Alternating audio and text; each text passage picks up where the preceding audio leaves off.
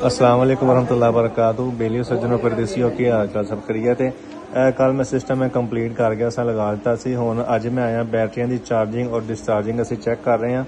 तो इस टाइम असी देखो हालांकि बाहर धुप लगी है सही, तो लेकिन असी इस टाइम सोलर भी बंद किया है और वापटा भी बंद किया है। इस टाइम घर का लोड चलता है सिर्फ बैटरी से, और बैटरी ने 21 से जाके एंड हो जाना, रुक जाना। इस टाइम 57-90 एम्पेयर तक जो है ना तकरीबन घर का लोड जोड़ा है वो सारा, मतलब कुछ वाशिंग मशीन चलदियां पईयां ने और घर के फ्रिज पखे लाइटां चलते पे ने। एक स्टैंड वाला पखा चलता पिया।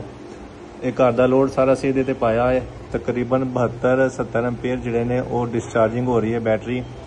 तो असी बैटरी का चैक कर रहे हैं, बैटरी की चार्जिंग और डिस्चार्जिंग चैक कर रहे हैं अज। तो मजीद यदि कोई सैटिंग सूटिंग होने वाली सी वो की है। तो जिस मेरे भरा ने अपने घर सोलर सिस्टम लगवाना हो रबता कर सकता है। वीडियो को लाइक शेयर कर दिया जी। अल्लाह हाफिज़।